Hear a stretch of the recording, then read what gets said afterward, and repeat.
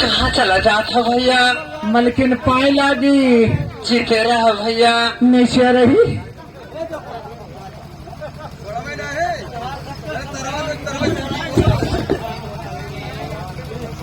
यही मेरा ना कहा करो।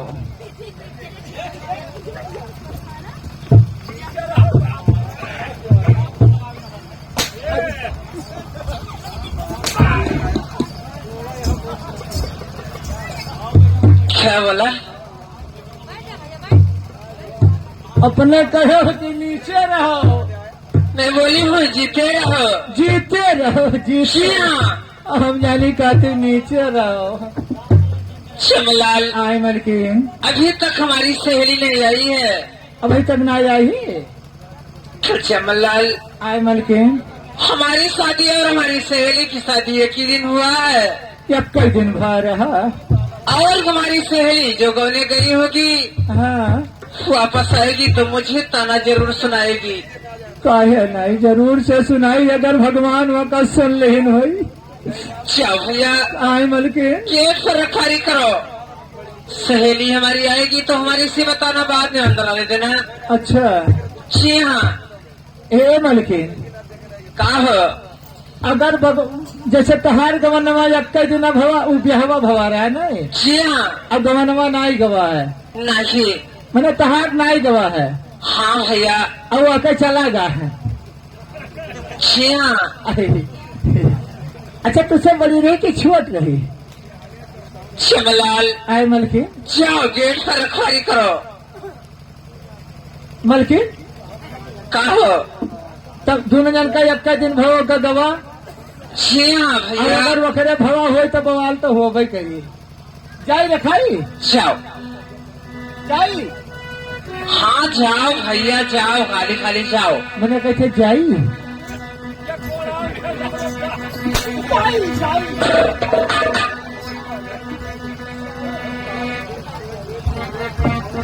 हर जगह दिन पीवा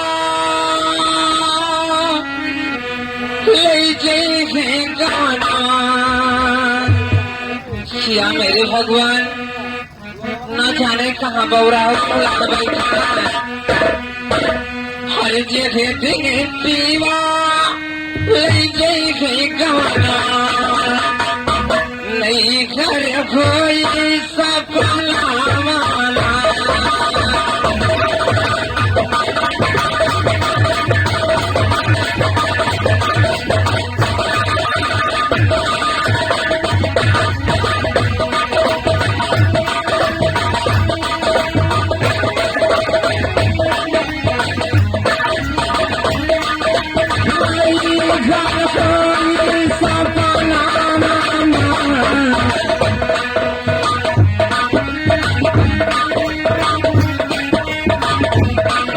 ये भाई ठीक हमारे हमारी माता।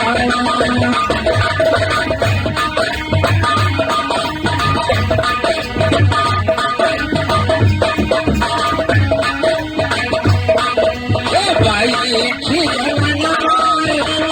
हमारी माता।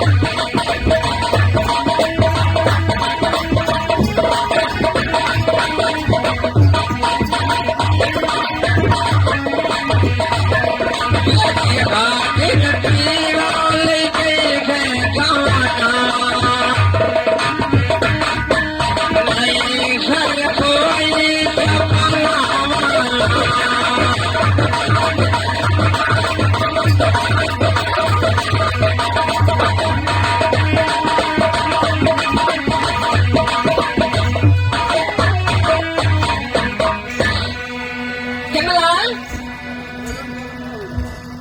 जमलाल, इधर आ, इधर आओ। हौजाली का दी धरा। ये बता हाँ कि जो मेरी सहेली है ना, हाँ आज बहुत खुश नजर आती है, आज तो मनोरंजन बनाए ही मैं। लेकिन उसे बुलाइए, हाँ? उसे बुलाइए। ए मलके अरे कुछ बात नहीं है। का है सहेली, आज तुम बड़ी खुश नजर आती हो। अच्छा हाँ, लेकिन सहेली आप खुश नजर आती हो, मैं आपसे तो पूछूंगी, बताओगी ना? जी हाँ जरूर बताऊंगी। सुनो, बोलो। हरे कवर खुशियारिया माना चाहरिया, खुशियारिया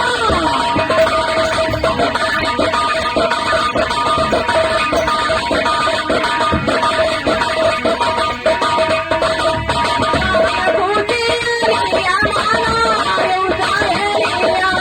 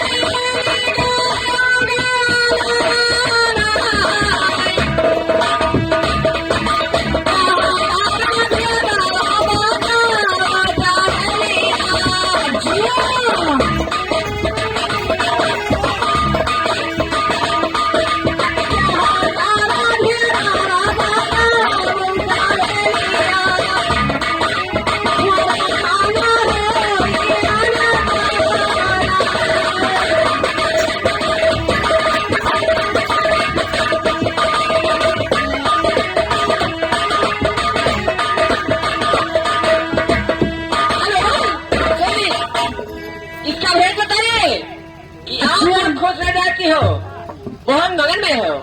क्या जाना चाहती है और क्या? कि मैं किस खुशी में नाच गाना चालू कर रखी हूँ? इसीलिए तो मैं पूछ रही हूँ। फिर सुनिए हमारी बात को। बोलिए ना। अरे सावन भादम की अरे माजीना,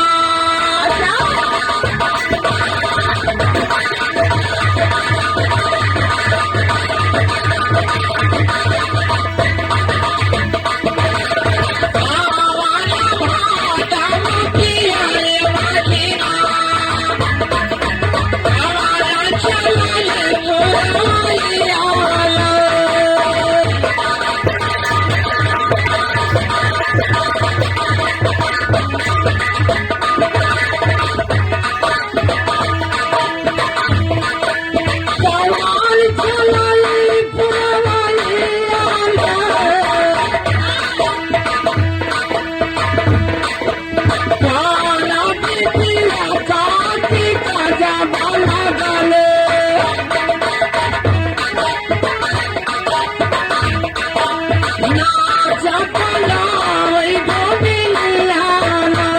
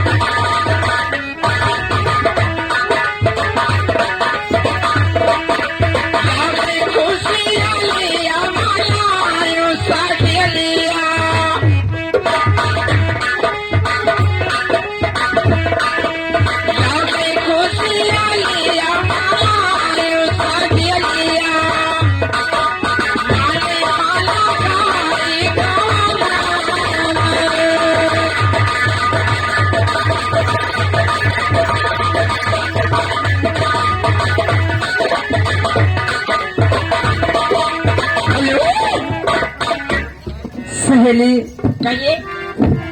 जब माँ सगहन की आती है अच्छा हर एक गोरी की गवन की याद आती है। इसी खुशी में मैं नाच गाना चालू कर रखी हूँ कि जो कि तुम्हारे दिल में है अभी कह सकती हो। बोलो सहेली, बोलो लेकिन शिरा बोलो। मुझे जो कहना है ना आज से अवश्य कहूंगी। बोलो सहेली, बोलो। मेरी बात को ध्यान से सुनो। कहाँ सुनी थी? अरे बोलिया तागा की द्वारा भाई लो मिया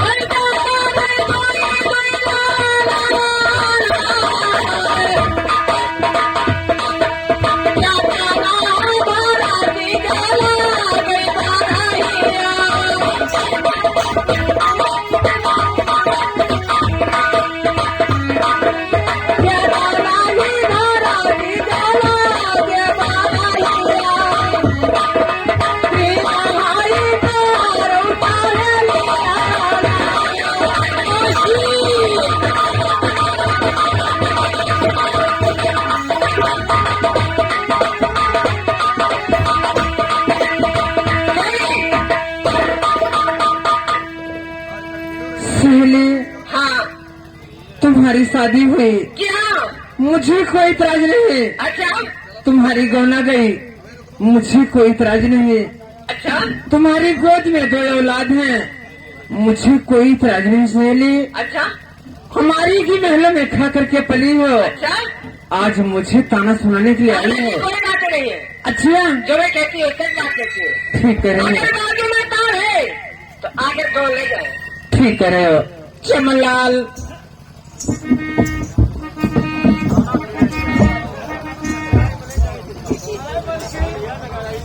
सुना सहेली ने क्या बोली है? क्या कहा थी? नहीं सुनो चतना बोल गई। अरे बहुत ज्यादा कड़की बोला थी, अब कहा बताए हम। क्या लेकर के आओ, क्या लेकर के आओ। समझाए जो बताइए।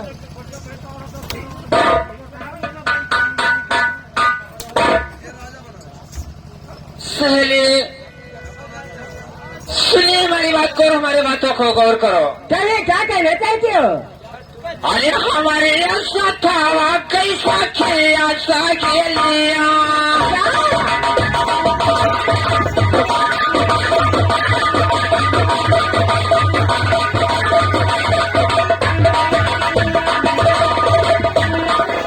हमारे ऐसा था कैसा खेया सा खेलिया। आज सच ताना सुनायो।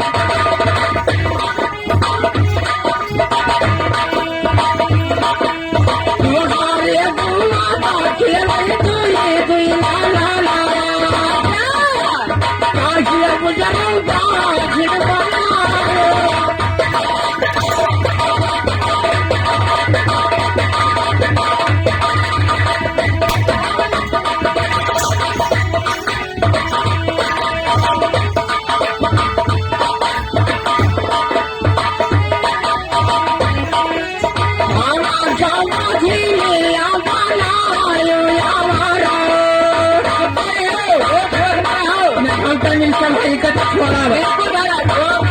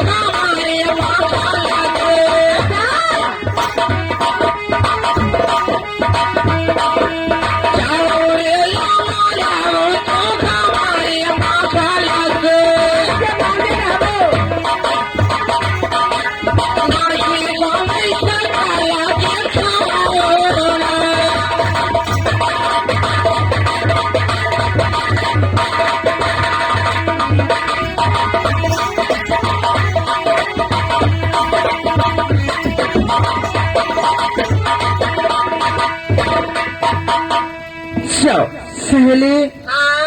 हमारी महलों से दूर चली जाओ। अच्छा मुझे शकल मत दिखाओ। कहे कैसे मार?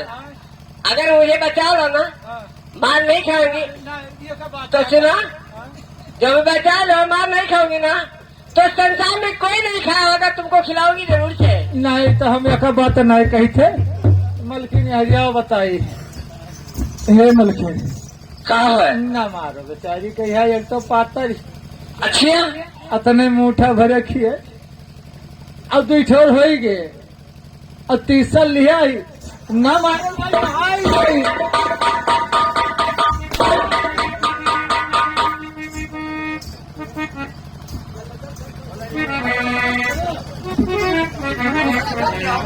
क्या मेरे भगवान, हमारी सहेली आई मुझे ताना सुना के गई है और मालिक के आने के टाइम है।